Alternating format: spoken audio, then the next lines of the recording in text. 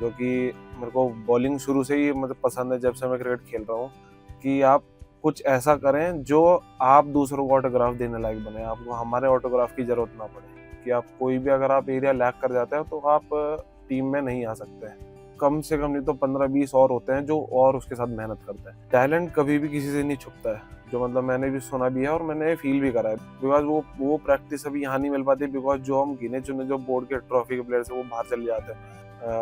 जो बीसीसीआई के जो क्यूरेटर्स आए थे वो ग्राउंड पास करके गए हैं हमारे उत्तराखंड एसोसिएशन के लिए। नमस्कार, आप देख रहे हैं अमर उजाला और आपके साथ मैं हूं करण सिंह दयाल। हमारे इस खास कार्यक्रम खेल खिलाड़ी में आपका एक बार फिर से स्वागत है। अपने इस कार्यक्रम में हम आपकी मुलाकात कराते हैं एक ऐसे खिलाड़ी से जो अपने हुनर के दम पर न सिर्फ देहरादून बल्कि पूरे उत्तराखंड का नाम रोशन कर रहा है। ऐसे ही आज इस बातचीत पर हमारे साथ मौजूद हैं सत्यम बाल्यान।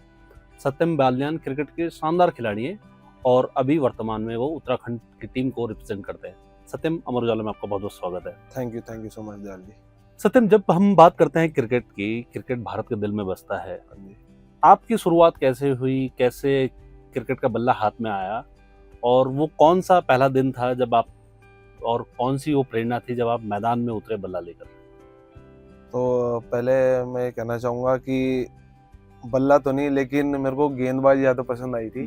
जब मैं छोटा था 6th क्लास में, तो सेंट थॉमस कॉलेज में पढ़ा करता था मैं, जो कि घंटाघर पर है। तो उसी के सामने एक रेंजर्स ग्राउंड होता था जहाँ पर जो उत्तराखंड का 40-45 साल पुराना टूर्नामेंट है गोल्ड कप, जो कि वहाँ होता था। और उसमें जो देश विदेश के खिलाड़ी होते थे वो आते थे, बड़े बड़े MS धोनी जैसे, अजहरुद्दीन जैसे खिलाड़ी वहाँ पर खेले हैं आगे।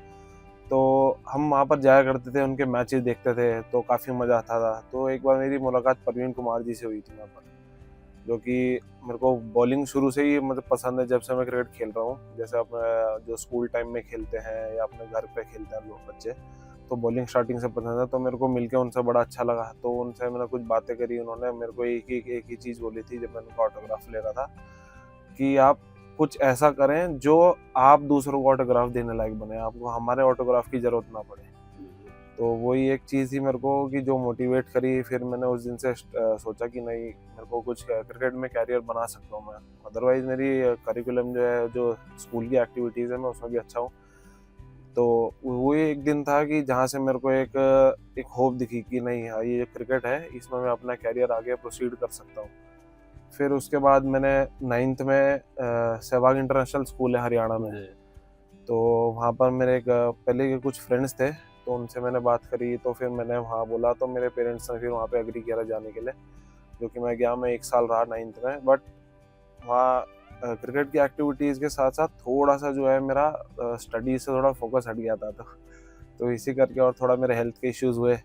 उसके बाद फिर मैं देहरादून वापस शिफ्ट हुआ। तो मेरे पापा के बहुत पुराने फ्रेंड हैं, विपिन बलूनी सर, जिनका ये अपना सोशल बलून स्कूल है, और काफ़ी ब्रांचेज हैं इनकी पूरे ऑल ओवर इंडिया में। तो फिर पापा ने सर से बात करके मेरे को वहाँ एडमिशन करवाया। तो और सर वैसे भी मतलब आप पुराने टाइम से, अपने टाइम पे भी सर बहुत ही अच्छा मतलब प्लेयर रह चुके हैं, काफ़ी अच्छा स्पोर्ट्स में, और उनका काफ़ी अच्छा नाम है पूरे उत्तराखंड में, क्या पूरे इंडिया में। अगर आप इंस्टीट्यूशंस की लेके बात करें तो जो हमारे डोमेस्टिक सीजन होता है अंडर 16 से स्टार्ट होता है, वो अंडर 16 एज ग्रुप से जो बीसीसीआई का होता है, तो वो मैं फर्स्ट ट्रॉफी सर के स्कूल में आके ही खेला हूँ। अच्छा। हाँ, तो मैं 11th क्लास में था, तो मैंने अंडर 16 रिप्रेजेंट करा था उत्तराखंड को, तो यहाँ पर कॉन्सेंसस कमेटी थी। तो ये एक मतलब बहुत अच्छी बात रही मेरे को, क्योंकि जो मेरा जो पीक टाइम था, जो एक मतलब जो प्लेयर के नर्चर करने के लिए होता है, जो ये 10th 11th 12 मतलब 15 से लेके 19 तक की एज, उसमें सर ने मेरे को बहुत सपोर्ट करा। मतलब स्कूल भी मेरे को सर ऐसे करते थे कि मैं मॉर्निंग आता था, तो जस्ट लंच के बाद सर मेरे को छुट्टी दिलवा देते थे कि जस्ट आप जाओ, आप अपनी प्रैक्टिसेस करो, प्रैक्टिसेस में कोई प्रॉब्लम नहीं आनी चाहिए बिल्कुल भी। वो है कि सपोर्ट स्टार्टिंग से ही मेरे को स्कूल से अच्छा था।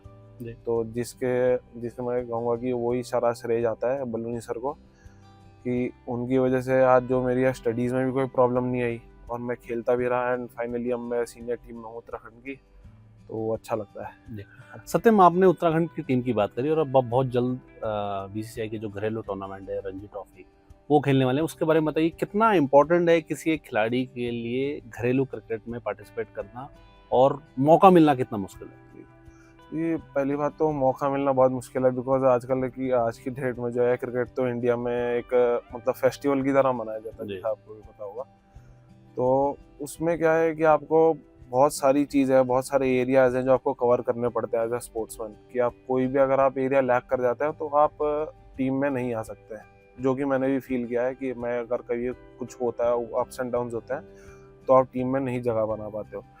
तो और डोमेस्टिक सीजन ऐसा है कि आपको एक लेवल जैसे आप कोई स्टेट से खेल रहे हैं तो आपको अपना डिस्ट्रिक्ट लेवल के पहले क्लियर करना है, फिर अपने जो स्टेट के कैंप्स है वो क्लियर करना है, फिर आप स्टेट की टीम में आते हैं, देन आप वहाँ पे परफॉर्म करते हैं, जैसे जो भी अंडर 16, 19, 20 वेरी सीनियर कैटेगरी है उसमें।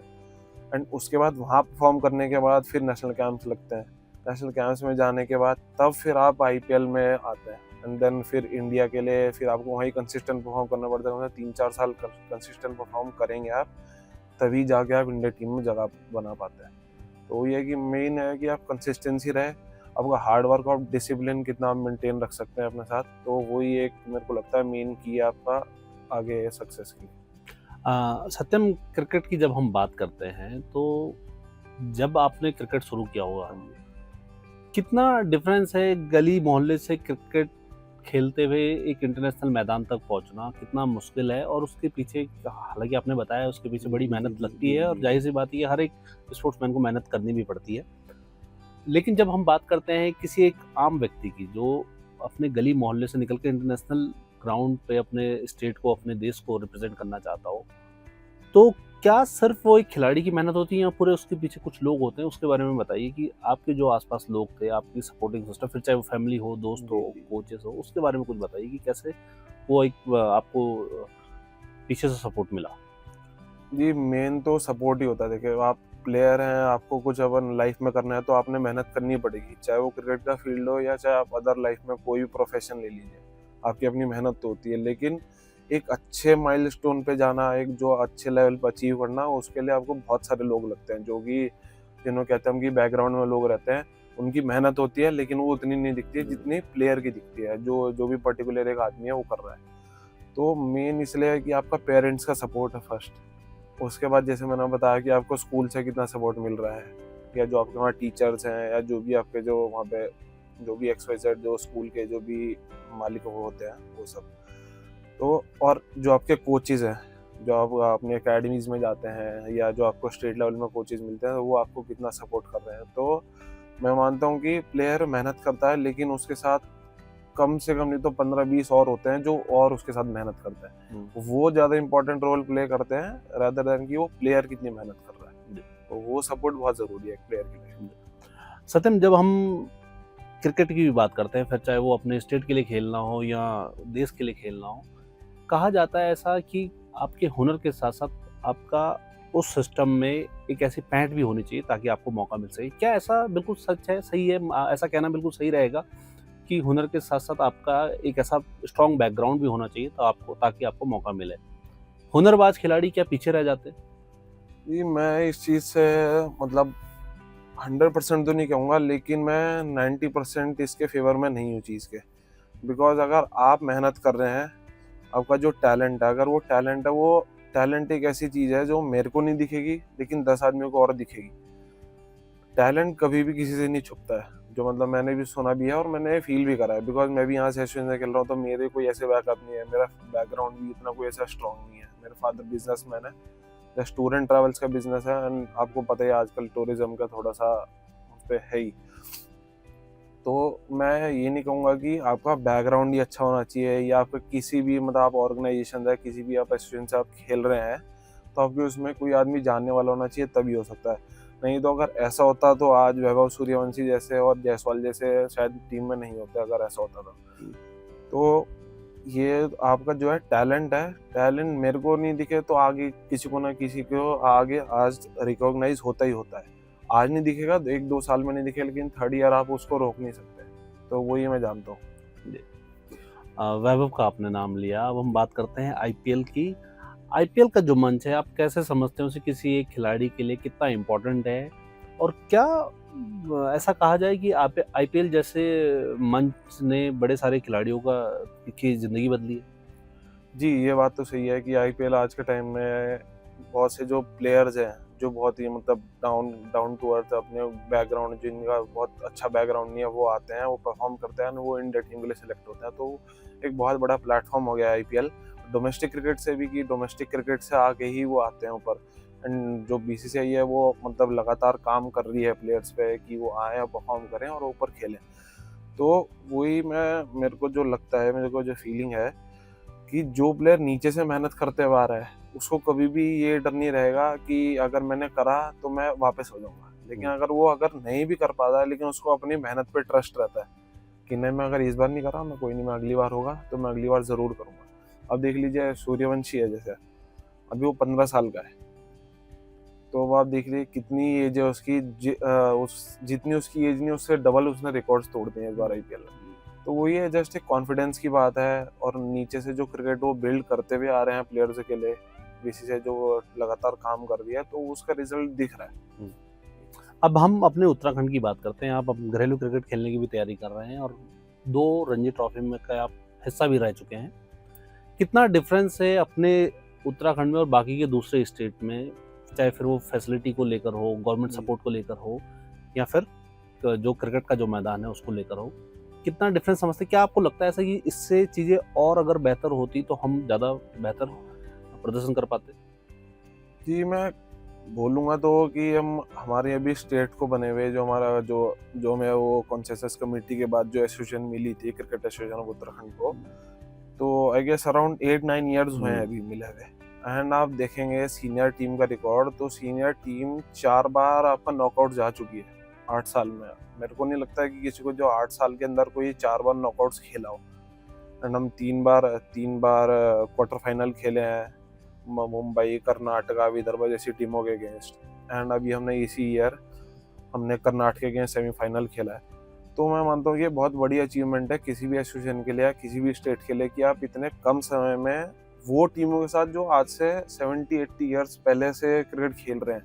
एंड जो मतलब आप देखेंगे तो Karnataka side full India team है। अगर आप स्क्वाड देखेंगे जो इस बार हमारा मैच था, तो उसमें से 7 प्लेयर इंडिया खेल चुके हैं पहले। तो आप देखेंगे तो ये एक मतलब ऐसे एक स्टेट की भी, एसोसिएशन की भी, तो मैं कहता हूँ ये बहुत बड़ी जीत है। मैं ये नहीं कहूँगा फैसिलिटीज़ को हम ब्लेम नहीं कर सकते, बिकॉज वो आपकी चीज़ें हाथ में नहीं है। मैं तो ये देखता हूँ जो चीज़ें आपके हाथ में है, जो चीज़ें आप कंट्रोल कर सकते हैं, जो कि है कि जो हमारी एसोसिएशन है वो सब प्रोवाइड करवा ही रही है, जो उनका बेस्ट हो सकता है।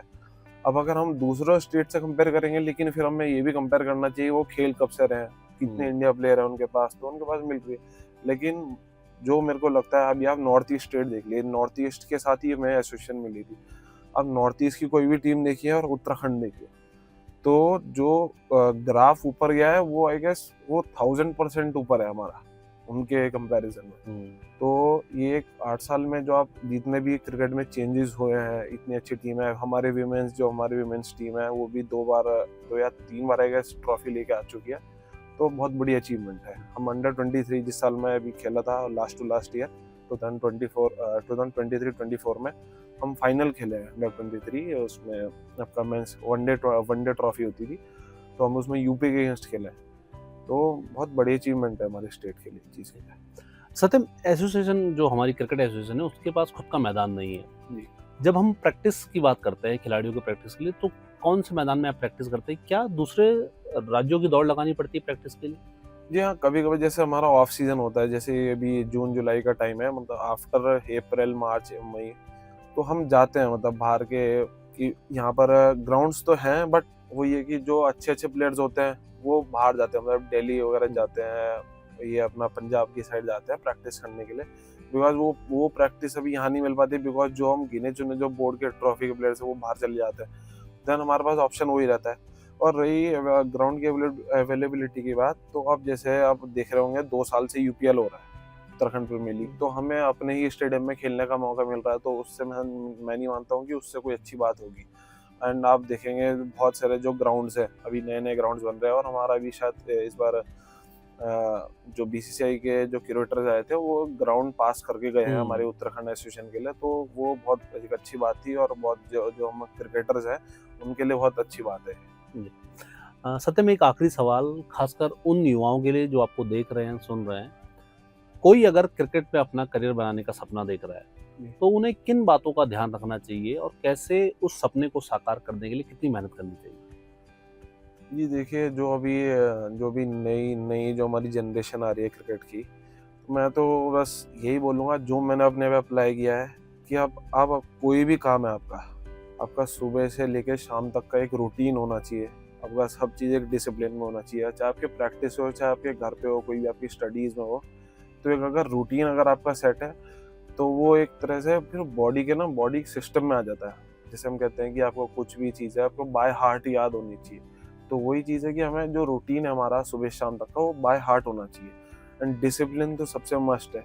डिसिप्लिन के बाद आपका आता है डेडिकेशन, कि आप उस काम के प्रति कितने मतलब लगाव से कर रहे हैं उसको, या जस्ट आप कर रहे हैं कि हाँ ये काम करना है तो जस्ट हमने कर दिया, वैसा नहीं। तो डेडिकेशन होनी चाहिए। और ऊपर से कि आप पेरेंट्स का जितना आप रेस्पेक्ट करेंगे, अपने टीचर्स की रेस्पेक्ट करेंगे, चाहे कोई भी XYZ आपको पढ़ा रहा है नहीं पढ़ा रहा है, तो सेकंड थिंग वही है कि आपका रेस्पेक्ट बहुत मेन है। आपके घर से रेस्पेक्ट स्टार्ट होती है, तो आप रेस्पेक्ट कीजिए।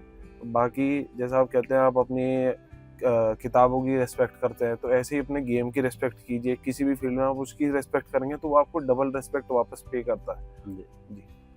बहुत बहुत धन्यवाद सत्यम अमर उजाला Thank you से so बात much. करने के लिए। तो ये Thank थे उत्तराखंड क्रिकेट के क्रिकेटर सत्यम बालियान, जिन्होंने साफ तौर से बताया अगर आप क्रिकेट पे अपना भविष्य बनाने का सपना देख रहे हैं तो आपको मेहनत के साथ साथ अनुशासित भी होना पड़ेगा।